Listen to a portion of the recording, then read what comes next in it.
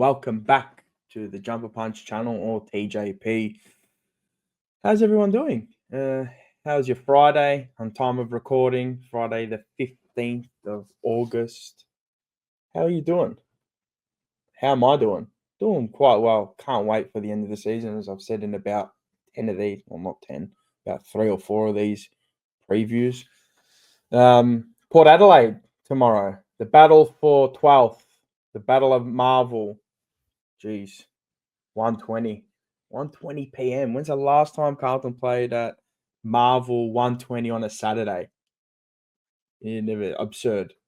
And if it was recent, let me know in the chat. Let me know down in the comments. But 1:20 tomorrow. Geez, I can't wait for this. It's going to be an absolute belter. This is going to be. Is Georgiades going to poleaxe us again?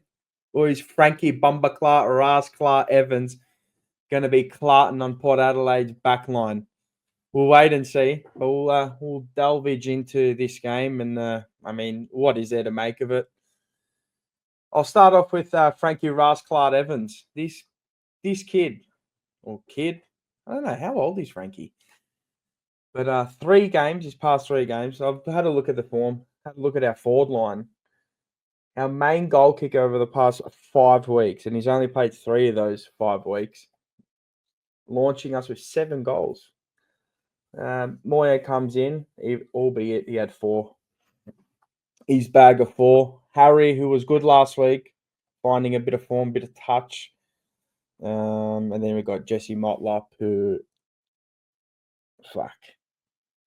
he doesn't know what's going on anymore. I reckon he needs like a Nurofen.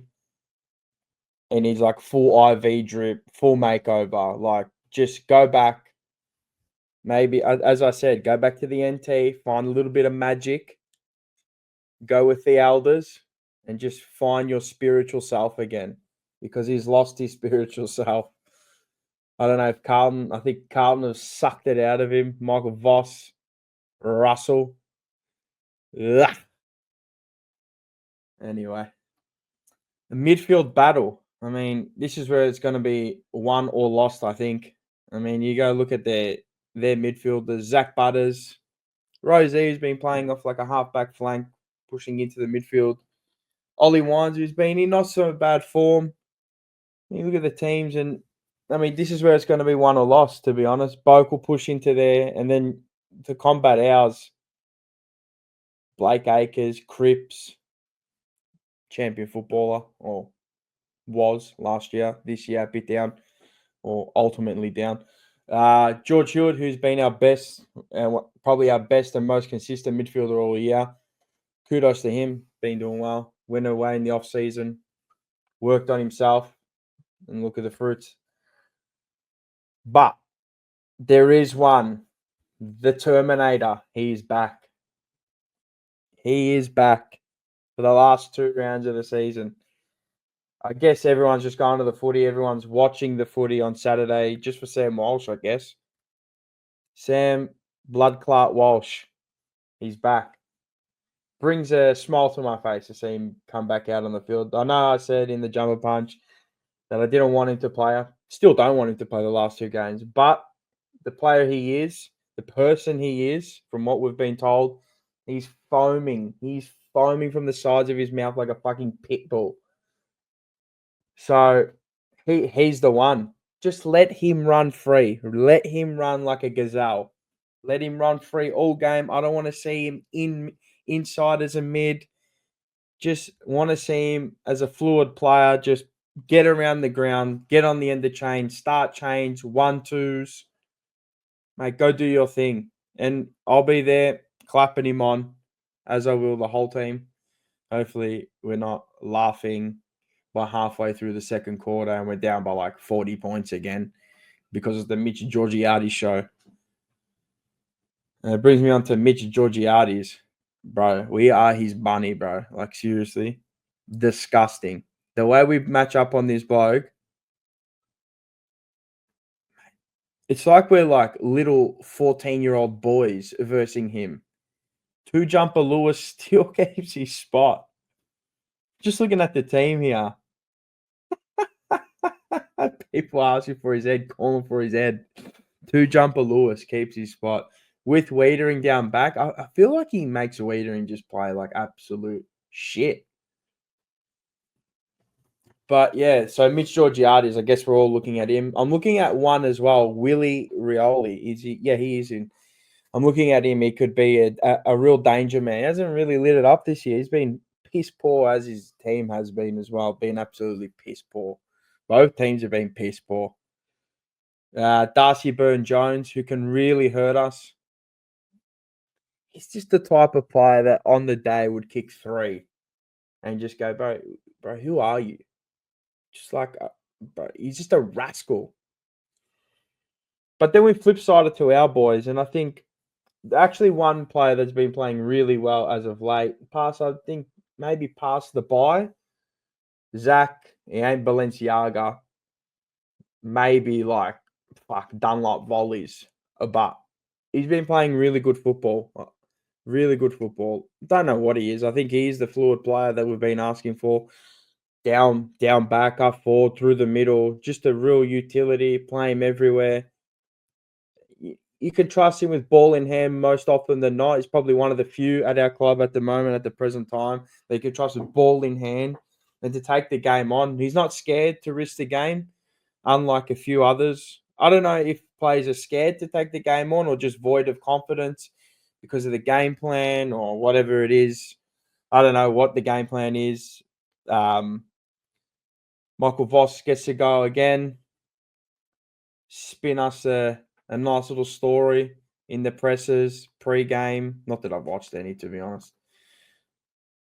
I don't think you can watch much anymore of this stuff. But yeah, Ollie Hollands I'm looking at. I thought he'd come off a good game last week. I wouldn't say it's outstanding. I thought it was a good game. He had 29 touches. He tried to break the lines, which he did. I think he had like nearly 700 meters gained. It's a big game from him. And I was asking for that. When is the last time a Carlton player broke like 700 meters? So he did it last week. If we go look at the last two, what did we learn from last game? That's what I want to look at. What are we going to learn? Is there going to be enough homework? We got absolutely bullied last game. Jesus, 110-60. It could have been more, to be honest. It should have been more. The foot was off the gas, off the pedal, off the accelerator, whatever the hell you want to call it. But yeah, we do have a not a bad record at Marvel against them. So it's going to be an interesting game. There's not much to play for anymore anyway. I guess you'll see Travis Boak for the last time against us. I genuinely don't even know what to say anymore. I mean, you go look at through the season averages, like both kicking just poor. Both teams are poor with ball in hand. It's whose midfield's going to win on the day. Who's going to be more clean going inside forward 50? With the likes of Butters, I mean, you got to pay a lot of attention to Butters. I think Ollie Wines, he's been like a little mini resurgent in his form, as I said before. But yeah, maybe Willem Drew might go to Sam Walsh as a tagger. That'll be a lot of respect to him if they go to him. That's a lot of respect if someone tags him. Cooper Lord, I'm looking at actually. I actually am looking at Cooper Lord again. I thought he's been elevating his game week on week, and his decision making. I think he's found something. I think we've found a nice little play with him, and it's good. It puts a smile on people's faces when you see these young kids. They come in with a bit of exuberance, and they're not scarred from the past 10 years, 5 years, 6 years. He just comes in, does his stuff, does his work, goes home, and that's it. Pays attention to the details, which I think he does. And yeah, hopefully we don't see Nick Haynes lining up on a wing again all quarter. Hopefully we don't. I don't want to see that experiment. Just please don't do that. Billy Wilson signed on, which is good. Good for him. Happy for him. So yeah, I mean, yeah, make of it what you will. Actually, I'm earmarking this game Jesse Motlop 3 or more. I don't know what faith I'm showing in this kid. I think he's just got something there, and I think he's just been played wrong. So I'm going 3 or more this week on Jesse Motlop. We'll have a bet. I wonder what he is for 3 more, actually. He'd probably be like $5, $6 or whatever. But yeah, gamble responsibly if you're gonna have a little pun as well. But yeah, after the inclusion of Sam Walsh, I might change my tip from the Tuesday to Carlton. Yeah, I'm gonna go with Carlton. I'm gonna go with Carlton this week, and I'm gonna say Carlton by, I don't know, let's say 3 points. I'll flip it 6 points and go Carlton by 3 points this week. So if you're thinking of getting down tomorrow, at time of recording, which is a Friday night, get down. Why not? What else are you doing on a 120? If you're not having, if you're not taking the kids out, I don't know. It'll probably be raining tomorrow.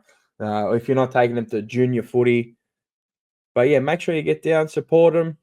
Make sure you're always there supporting him. And if you can't get there, well, scream at your TVs, which I think you will. And yeah, that's it, man. And girls, ladies and gentlemen, boys and girls, that's it, man. I got nothing else to say on this. TJP Live 4, make sure you get your tickets down below. Description is below. August 30th, Heath Scotland, Brad Pearce, Brendan Favola. Mate, food all night.